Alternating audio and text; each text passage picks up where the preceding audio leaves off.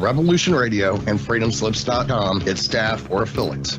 You're listening to Revolution Radio, freedomslips.com, 100% listener-supported radio, and now we return you to your host.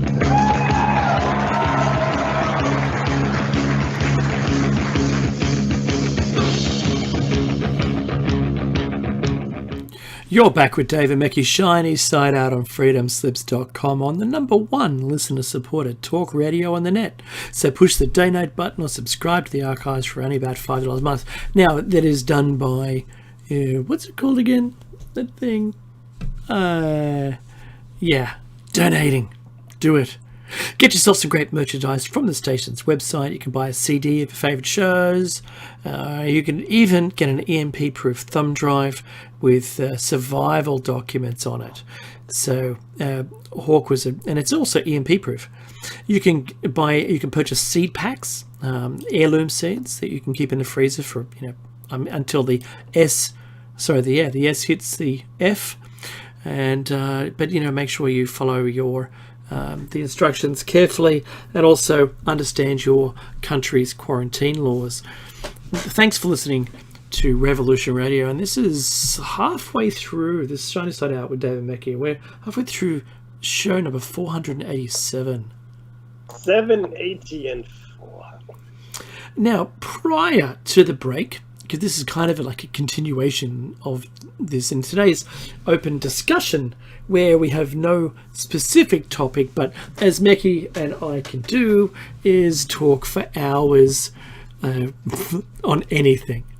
Don't invite us to have a communication with you because it's kind of a thing we do.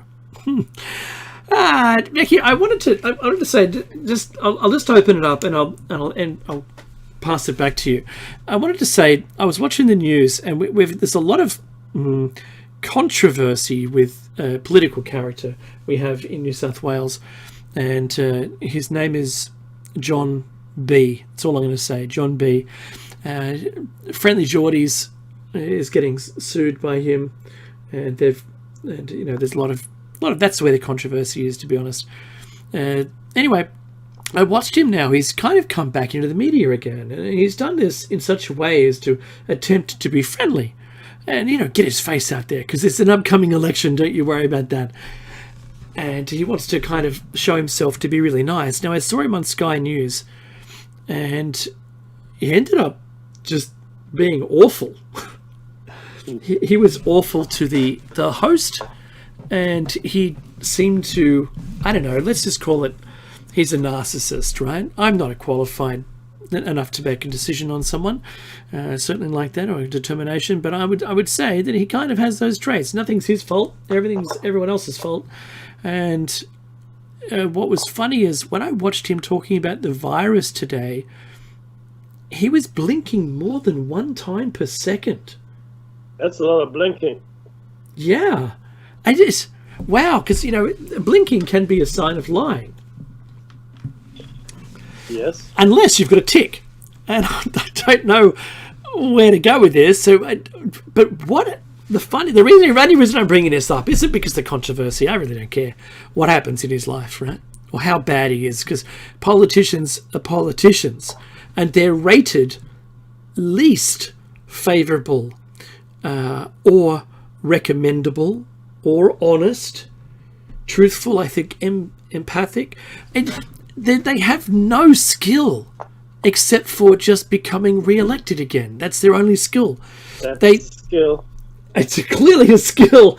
They'll do anything to become re-elected again. And this is kind of evident. So with his short beard, manicured beard, and his short haircut, I could think of nothing else other than a lovable Australian character who was a koala named Blinky Bill. That's all I can think of. He wasn't delivering serious news or anything. What he was doing was saying that there was some infected people who travelled to Orange, and these were removalists, just like our infected removalists that went to Melbourne, then to Adelaide, and then back to Sydney, and we're helping police with their inquiries, right? Well, we got some more removalists taking some furniture out to Orange, near Bathurst, mind you, that is, with the old Bathurst race that I attend once a year. And hope, geez, I'm just fingers crossed that's going to still be on this year with spectators. And there's probably something like 70,000 of us that camp or attend, and we don't know what's going to happen. But this is the funniest thing. He said a lot of words, Mickey. Right?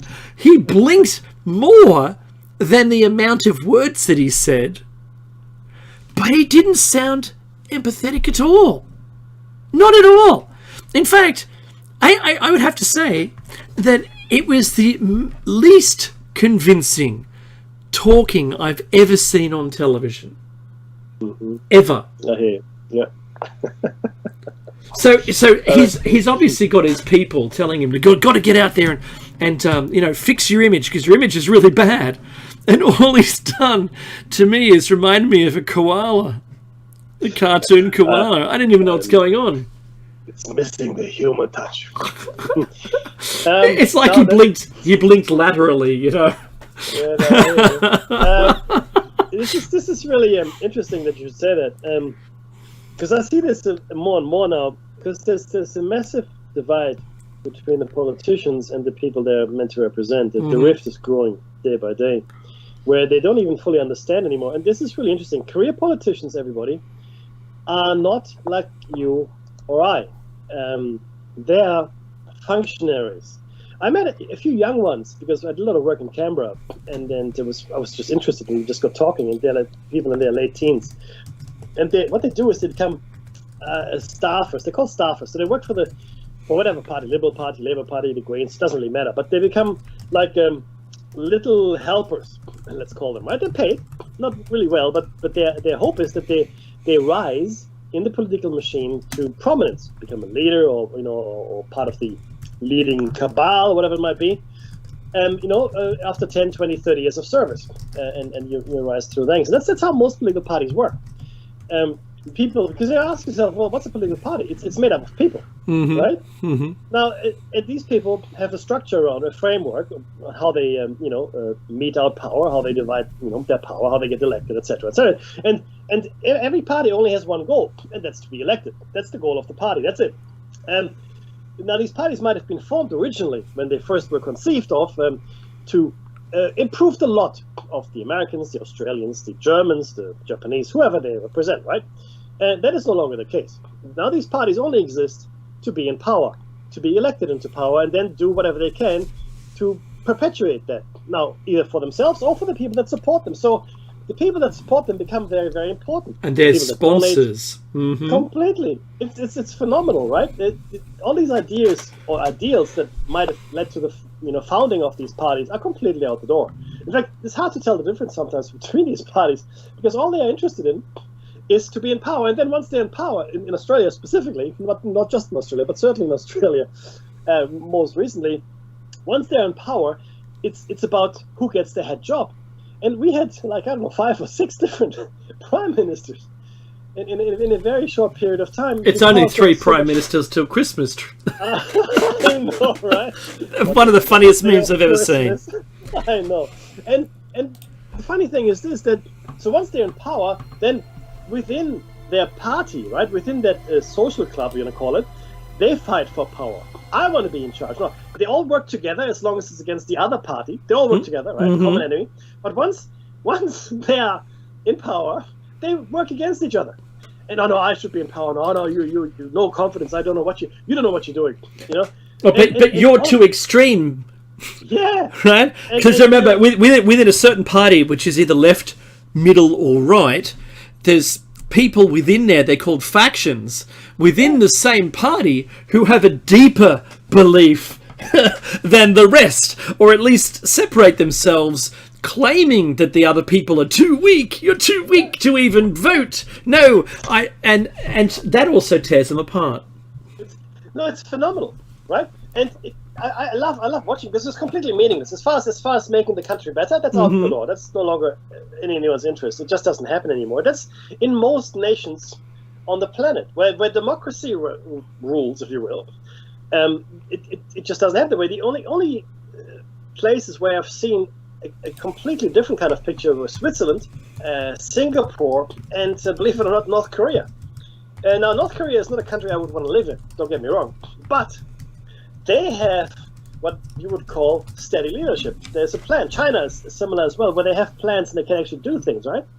So this is really, it's really, okay. Yeah, it's really, sorry, I just got a private message.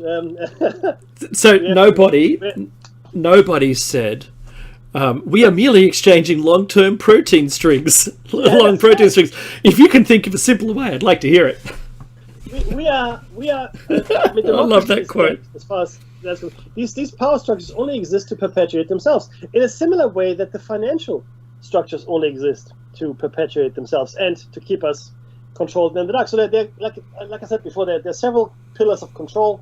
Education is one. The political systems are another. Finance, the banking system, etc. That's again the economic system. And these systems are put in control to control the vast majority of us. The vast majority. That's all of us mostly. And even if you do work for a bank, or even if you are a member of a political party, doesn't mean that you're part of the power group that is in charge. It just you're just there as well.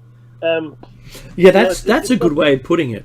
Yeah, so because you make up the numbers, right, and you do all the menial work, and in the hope of eventually making it up into the top echelon, like floating to the top somehow, and some do, obviously, because that space is to be filled. However, in order to get there, and this is in any power structure, and I've not come across very many people in my life that have operated on a different level.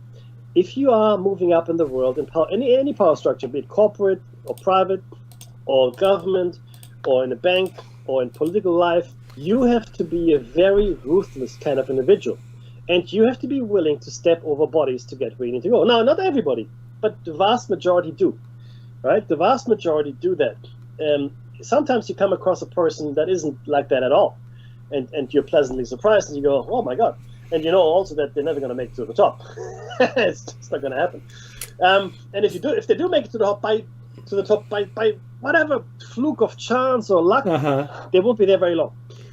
So Becky, if they had a family day, right? Let's pretend they had a family day at Parliament House, and then the revolution came. The politicians would push their family in front of them to the wall so they could protect themselves. That's a shock. Yeah, I know, right? I wanted to say those words out loud. Yeah, here. Look, just to your point, these are functionaries that Dave has just described, and they're completely self-interested. After World War II, I like the work experience, kid. and then the staffers. After World War II, Germany underwent something that was called denazification, or they tried to get rid of the Nazi evil that they perceived Germany was under. Mm-hmm. So what they did is they identified the Nazis, then they put them to trial, and off they went, punished or jail or whatever. Now, but what really happened though is this: Germany was divided into like simplified East and West. And the West was England, France, the US, Belgium. They held the West, and the East was held by Soviet Russia. The middle management layer of the Nazi Party, right? The people that did the actual admin work, the actual work to keep the Nazi Party going, the people that ran the spy networks, that understood where all the bodies are buried, etc., etc. They were the class that was protected. The top guys, right? They were all executed mostly, right, or jailed at Nuremberg, etc., right? And the bottom ones as well, because those are the ones that they could do without. But the middle management layer, they were all pulled across. And because I did this for school, I think I said this before, we had this school project. I went to grammar school in Germany, and I think I was year 11, and we went out to interview people in the neighborhood just about World War II, what happened in World War II and afterwards, And a lot of the people, this was back in the 80s, mind you, so a lot of the people that saw that already saw it happen. Like, they were still alive, essentially, right? My grandparents were still alive. So we interviewed these people, and what became really clear in many of these interviews, and we actually won a prize, we've got a book for that, and we found that they said, oh, with this whole, denazification program, we're trying to get rid of the Nazis, that never happened, they told me. What do you mean? And I was like 16 or 17 years old, and I had no insight like I have today. Oh, well, people then, the people that needed to get the work done, they were Nazis, but they were still needed because they knew how to get the work done, how to organize people, etc., etc. So the people in the West that used to be Nazis, they became capitalists, right? They, under the American leadership, they were now Democrats, right? Democracy, free capitalism, yay, hurrah, down with Nazis. Okay, that's what they would say. And the ones in the East, they would become communists. Oh yeah, love Stalin. Communism is great. Let's have another cake for Marx. Because they got everything done, and they didn't really care. They didn't have an ideology. They didn't have a belief system. They were functionaries. You understand? They're functionaries, and functionaries function or make the system function. That's all they do, and mostly to serve their own self-interest. So, someone who was a Nazi, a dyed-in-the-wool Nazi, okay. The next day, they would be a dyed-in-the-wool communist. Oh, That's right. I love Stalin. Best. Or they go, oh no, Americans are awesome. I love capitalism. Mackie, yes. I'll tell you, I'm pretty agile. Right? Yeah. That's it though. And this is the kind of people that we've just described to you.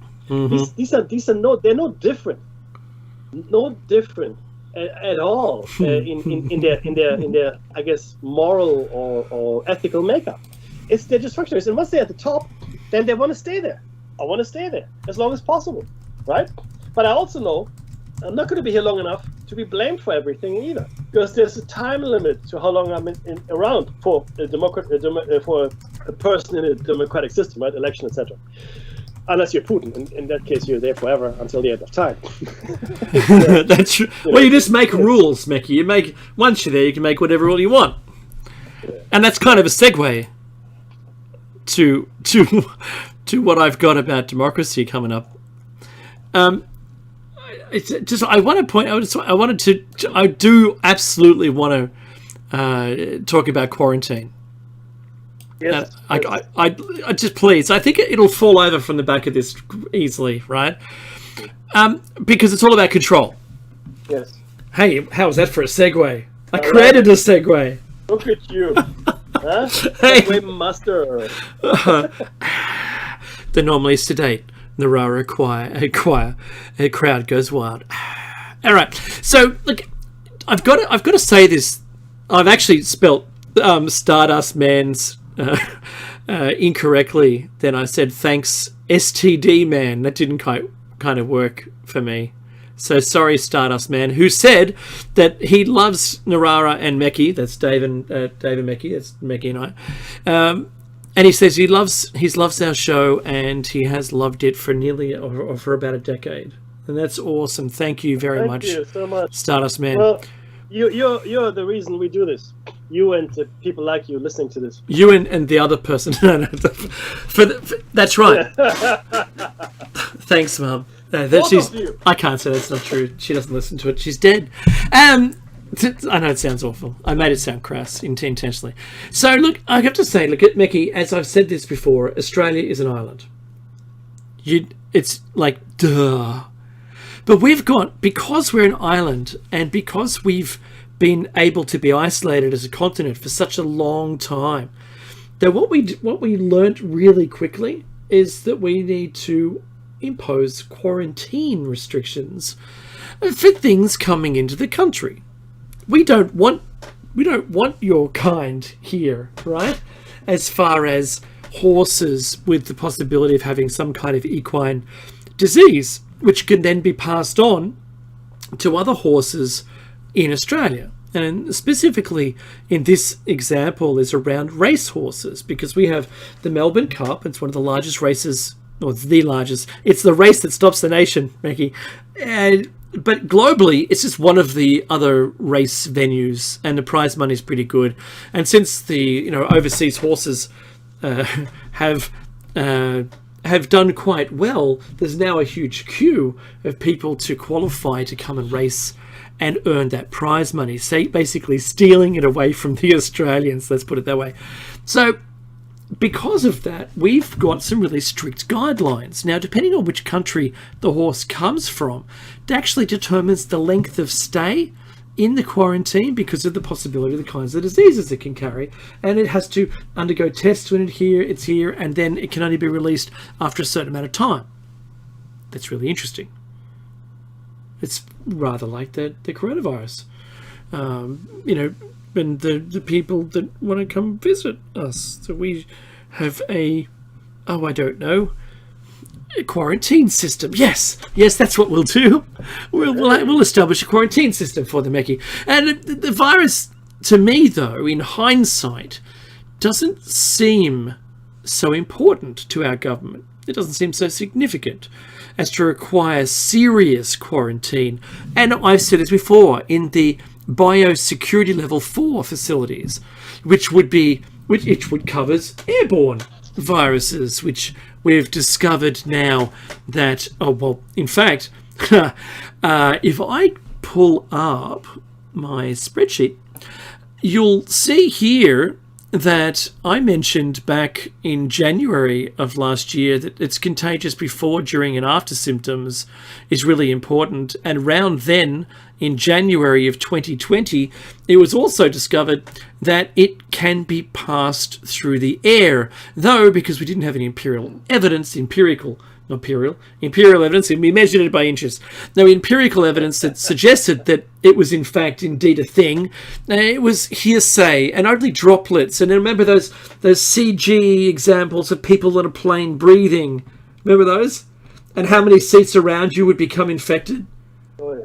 Now we know something very unusual happens. Now, I wanted to point that out, and on the screen there's some graphs which you can't see yet, but I'll put that on so you can kind of see what I was talking about. So, as all but a few cases in Australia were started by failures in our lax effort for using hotels as quarantine centres, because that's a great idea. They've got air conditioning, right? Yeah. They've got an air conditioning system, a unit in every room, but they have common air.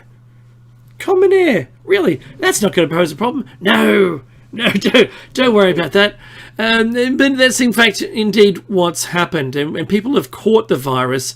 Healthy people who didn't have the virus have caught it from those others sharing the same hotel. So, and then those people who left with the PCR test showing they're clean, only to be the next day or within 3 days then suffering from the virus, because it usually takes about that to start spreading. And they've drifted off into our environment and spread the virus around. And the last thing that we did wrong, this isn't in hindsight, it's current, right, is the flight staff who are still flying, still bringing people in the country. Yeah. Just tired from my trip. I want to go home. So there's no dedicated vehicles with their own air conditioning system for the passengers. But it's a shared vehicle air system with a driver that doesn't have to have a mask. So they'll just drive you home, right? That person got sick and started the whole of the eastern suburbs. The northern suburbs, the beachside suburbs, virus pandemic that we had. And now we have a person, no doubt, just some people driving around, removalists driving, spreading it everywhere. And look, it's not a good thing. Removalists. I mean, there are now 10,000 confirmed close contacts. That's right. Astounding. The numbers are huge here. So why have we allowed the virus not to be contained, let's say, significantly taken care of in the same way that we protect our racehorse industry? That's just, for me, I'm taking my high horse, Mickey, and I'm going home. I think it's kind of really crazy. But no, actually, it's not. It's completely part of the playbook, and this is really where we are. And this is why. Remember, we talked about this years ago on the show, and we said I remember I said it, and I know you agreed as well. I concurred. The best bang for buck would be a virus. That's right. To usher in the event that would stop the awareness cascade, which has happened now, right? Mm-hmm. If you see the excuse that's being used, and an excuse is not correct. See, none of these are lies, everybody. No, that's right. Understand that this plan has been unfolding for thousands of years, okay? And yes, things are being changed, and other people come along and play different roles within it. But this plan that we see unfolding now has been in play for a long, long time indeed. And we're so close. We only see its beauty now as we're coming toward the end game of it. No pun intended there. But none of these are lies. So it is true that the economy is suffering. That's people are losing their jobs. That's true. It is also true that the virus is, quite infectious and people die from it. That's also true. But see, it's such a wonderful way of being handled. It's being handled in such a wonderful way that it is the worst possible outcome for all concerned in every possible scenario you can only imagine. Right? Why? Why do I say this? Because, well, people are getting sick, but look at what we've done. We've locked people up in their home for months on end, and they're okay with that. People are dying. Old people are dying. It's brilliant. Why is it brilliant? Because we don't have to pay them any pensions. That's fantastic.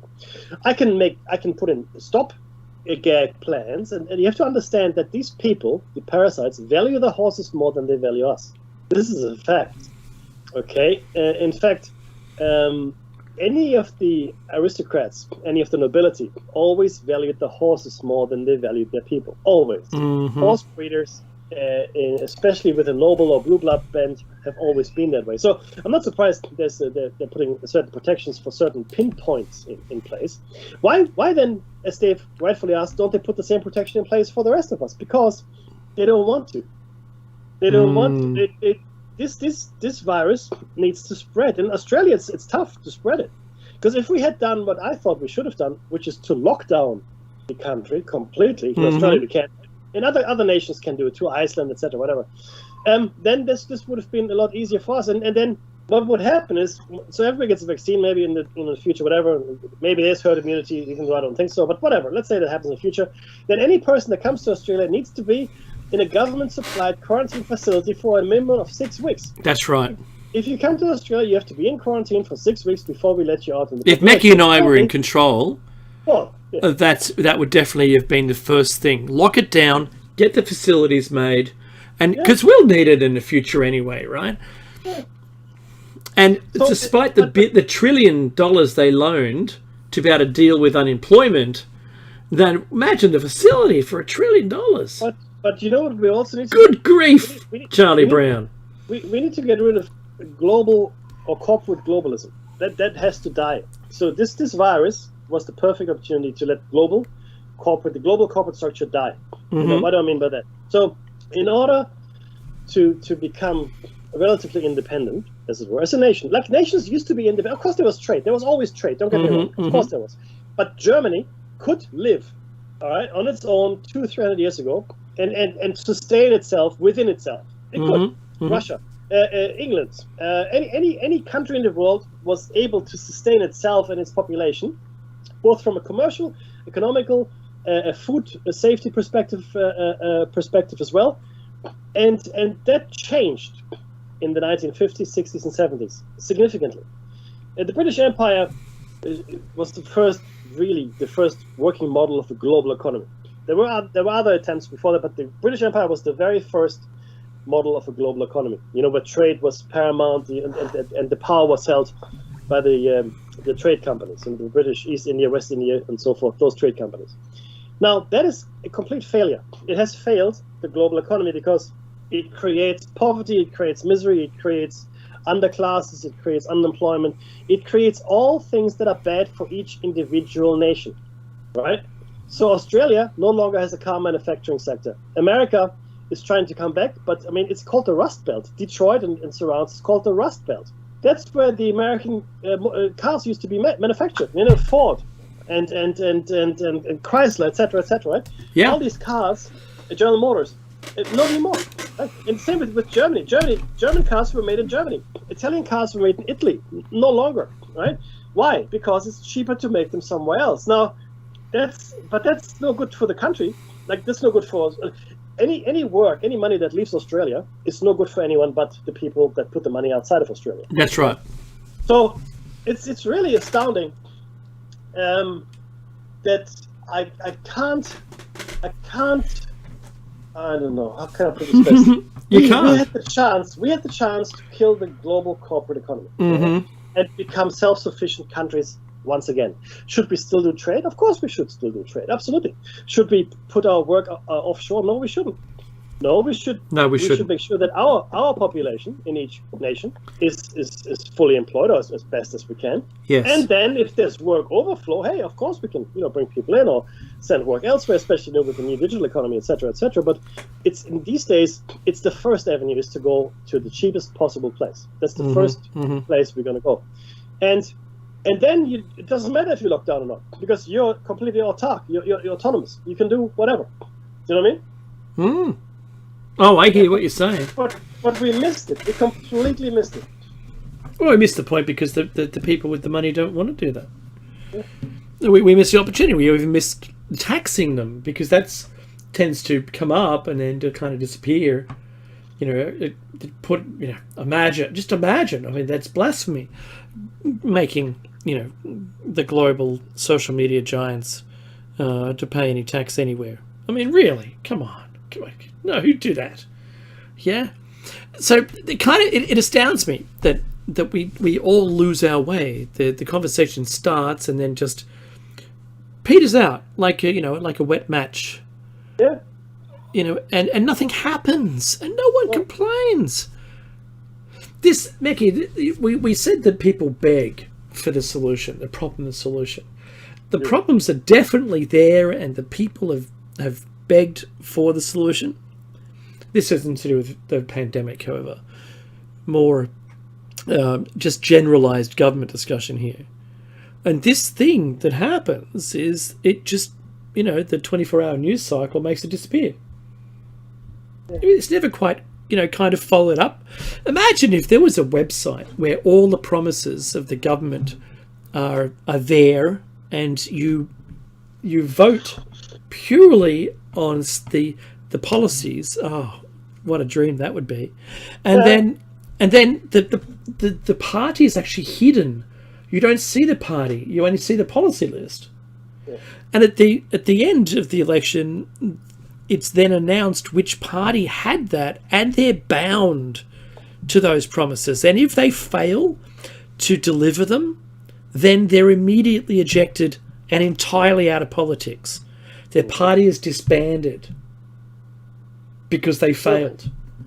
Imagine the world that we lived in where that was the thing. Yeah. That would be, by the people for the people. Yeah.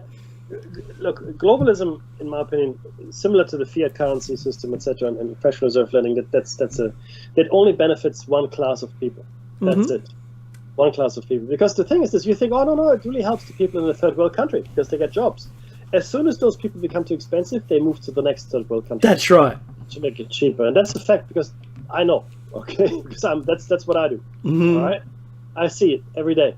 And it is astounding that, and these, honestly, if I told you how much they got paid, you would throw up in disgust. With some countries, people get paid dollars in the day. You get a shiny penny at the end of the year. Shiny penny, and you get a big red apple for every day you come to work. If only. No, but Dave said this before as well. A really good example is the suicide nets they had to put up around the building for the Apple complex in China. Suicide nets. Now, this is not a person jumping off the roof or two. They now had to put nets up because there's so many. Right? But they didn't change their practice. What they did was just put nets up. Right. Now, look, nobody just made a good point. And this is really interesting because it actually is quite topical. He said, let's talk about Bigfoot and UAPs. Now, this is important, and I'll tell you why. Because you don't find that in the corporate media. Nobody. They don't really, unless it's some kind of sensational thing, or they make fun of the people that are looking for Bigfoot or whatever it might be, right? we don't take these phenomena seriously because they hint at a world that is so far removed from the narrative we've been given that it would completely tear down and tear apart the screen that has been put in front of our eyes. If people understood the reality of these phenomena, and they are real, and look, I've experienced some strange things in my time. I've had many people tell me about their experiences, and there was no benefit for them telling me, right? In fact, they told me, never mention my name, never tell anyone I told you this, right? So they have nothing to gain from it, and trust me, they wouldn't want to impress me. There's no point in impressing me. And it's a real thing. But that mode of existence, you know, the acknowledgement of the fantastic or the supernatural in some ways, it's not really that. It's not really supernatural. It's just outside our common learned parlor, right? It is really, really important to not forget about that. And I promise you that we'll get back to that and have a lot more on it as well. Now, the next show cycle, like I said, is going to be around the rational, logical approach to extraterrestrial life, to UFOs, etc., etc. And to be perfectly blunt, all of the other mysteries, including Bigfoot, all tie in together. All the strange things. In fact, there's nothing that doesn't connect to anything else. And no, it is not that. Okay, it is not that. So it is really. Sorry, Pac Woman. I promise you, I will watch what you pasted into the chat. CatherineEdwards.live. I'll have a look at that. But it is really important to because our children, and this is what I fear the most, our children are being taught not to dream and not to have an imagination and not to accept the impossible, right? Because there isn't such a thing as the impossible. Things are improbable, but things are never ever impossible. And part of that really is the ability to have free thought. So you must be able to think freely and also express yourself freely, right, Dave? Boom! How about that for a second? I know. I'm spinning around in my chair. That was so amazing. Mekky's right. I think this, ultimately, the way that both Mecky and I, and the listeners, Mecky, for that matter, were brought up in a world where it was okay, where free thinking was okay, free speech was okay, the sharing of ideas was okay, because this is what betters a society as a whole, by having debate, by having discussion. They shouldn't say debate, because not everything's a debate. By having, and how on earth do you know if anyone's like-minded unless you're able to talk about things openly? And I'm not talking about there's a big bowl with keys in it. Yeah? That's a funny joke. What I'm talking about here is just the pure and simple democratic right of free speech. So I've highlighted who's involved and how it becomes a thing, and then what controls. I think we spoke about the controls last week. But since we had one of our shows intentionally removed by a social media platform, Mecky and I have had a lot of free speech discussions in this last week since our last show, and there's been a lot of talk, and I've kind of boiled it down to a couple of points that others are making around this. And it's like, many people believe that only some people should be silenced, but others are okay. And one of those examples, Mecky, that came up in my discussions was people. I said, well, if you don't like a certain topic, you're going to keep subscribing to that channel? If you don't like, if it's, say it's YouTube, if you don't like a person on Facebook, do you defriend them? Right? Because are they truly a friend if you don't like them? I mean, what are you doing? Just trolling? What's the idea here? And they said, but only some people. And I said, well, if I give you a name, do you think they should be banned or they should not be banned? And I said, Milo. Do you remember that right-wing guy, Milo? Yeah, I do. Yeah. Oh, yeah, banned. Why? Did you actually listen to what he had to say? No, but it was terrible. But Okay. you didn't listen to it. Yeah, that's right. No, but it was terrible. So that's inherited opinion.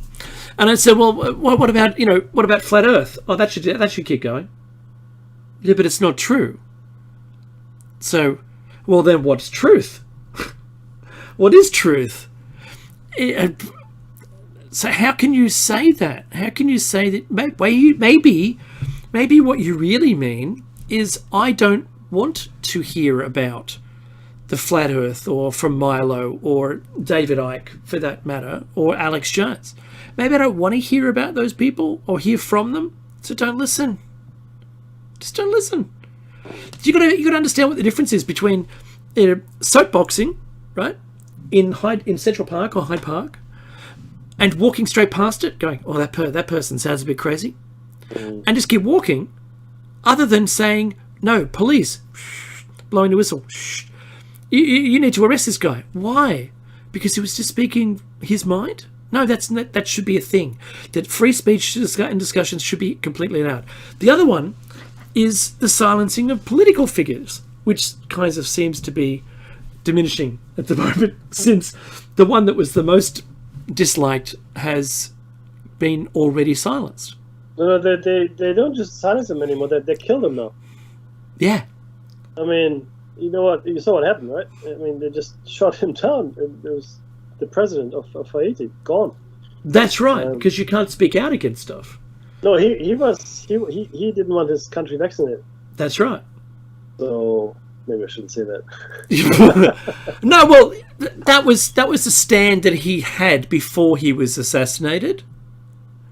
So we can't say with the cause, yeah. But looking at the facts, yeah, he was quite outspoken about that, and then he was no longer outspoken about that. Yes. Right? What about the left-leaning voices that seem to be less likely silenced?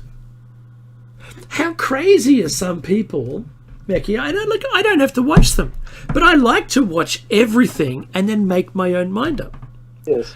And this is what comes out in the discussions with people.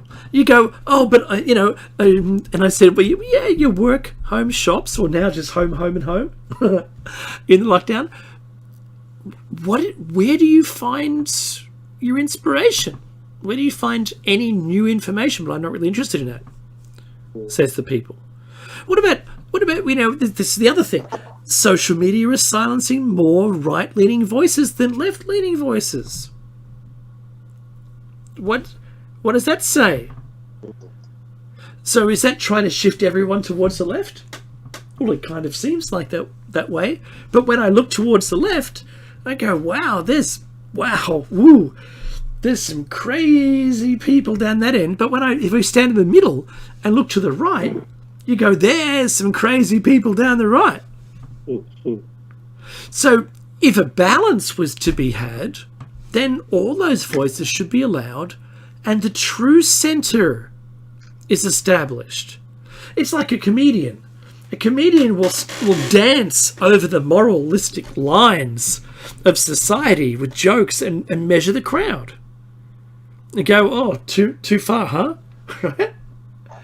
You hear them say it in some of their comic acts.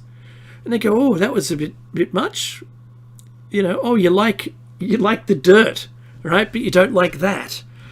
So they've got a nice little stand and they're able to think your thoughts for you, says Joe Rogan as a stand-up comedian. They pose the issues and then they pose the idea and you're just along for the ride. And I think it's a tremendous thing. Whether you walk out of any of comedians' work or any other left or right, leaning people's speeches with an idea, at least you listened.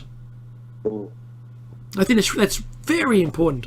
But it's clear that the messaging in our democracies is now being controlled by social media. Absolutely. And who controls them? Yeah, see, I know that there's to make another point here, you're right, who controls? Good question. Doctors' voices are being silenced when naturally discussing alternatives or efficacy of products being widely promoted widely, not wildly, promoted by non-medical organisations, for instance. You've got to know that. So the WHO, I was watching a piece about the WHO, and they're not actually, they only echo medical opinion. They're not actually medically trained doctors themselves. Isn't that interesting? And this person who had one of their shows deleted was saying, look, all we were talking about was news articles coming from other countries, and they found that there was less controls over those other countries. Does that make sense?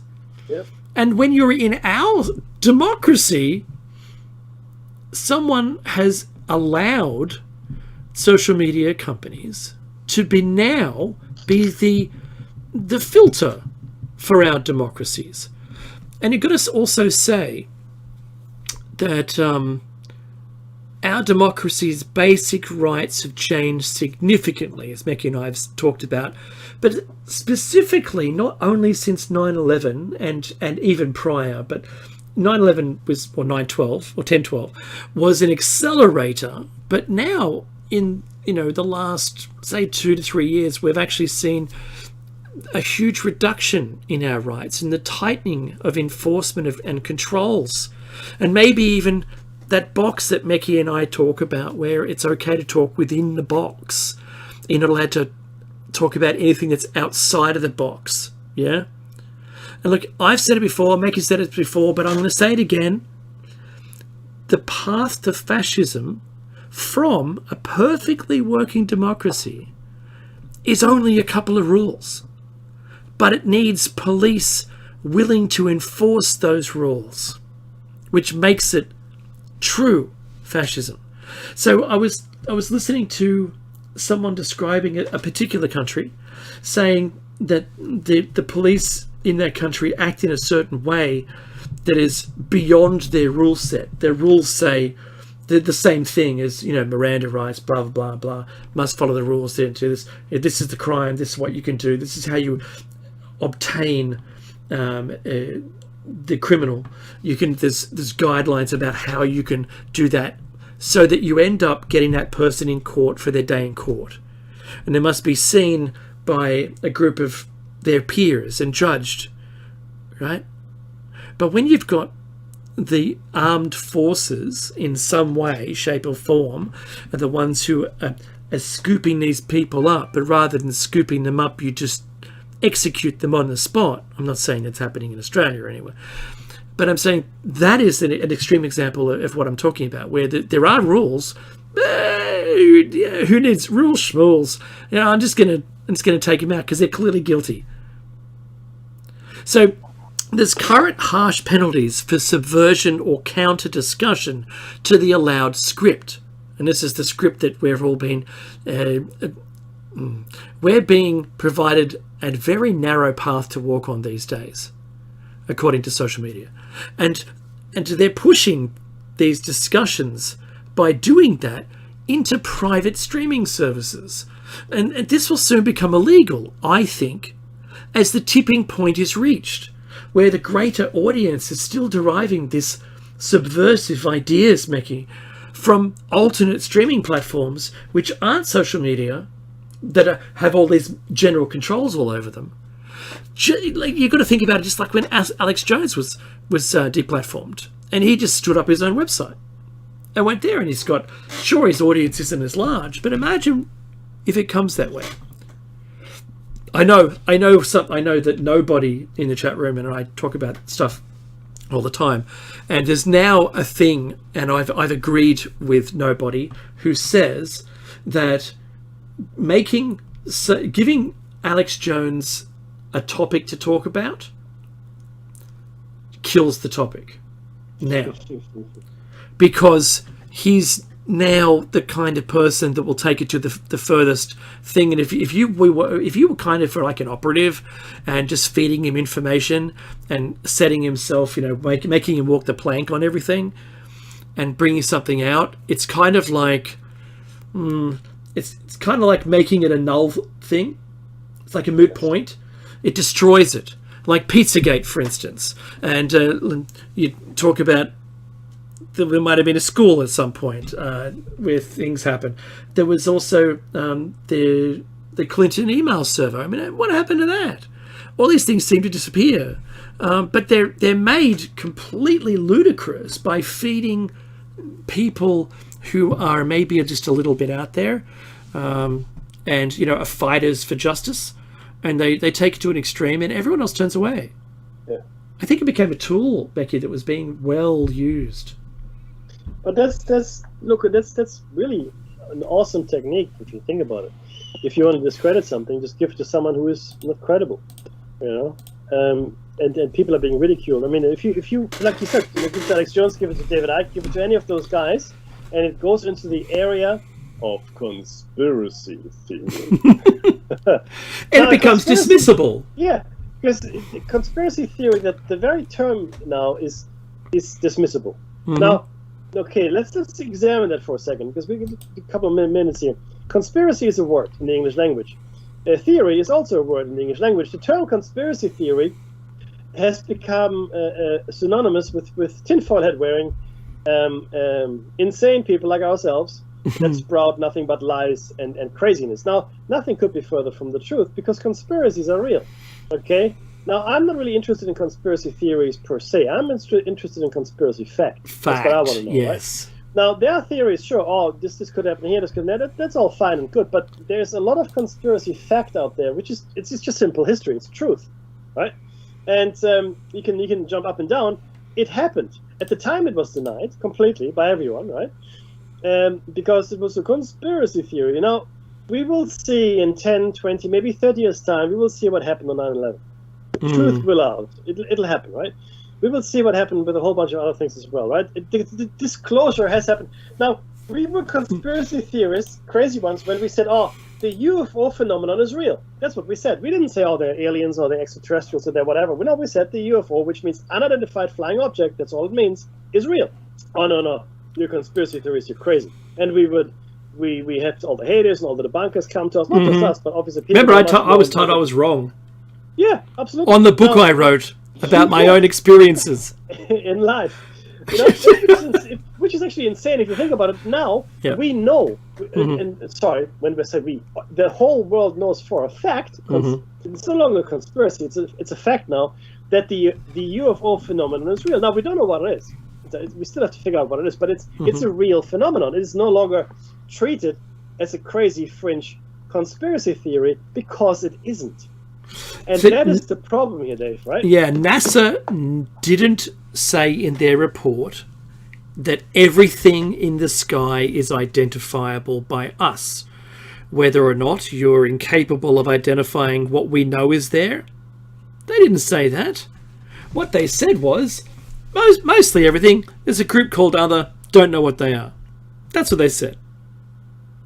Don't know what they are. Yeah, they don't fall into the group of military test vehicles and anything like that. They're just like, don't know. Some things we don't know. Yeah, 100%. It opens the door. It says, you're not all a bunch of kooks, by the way, just letting you know.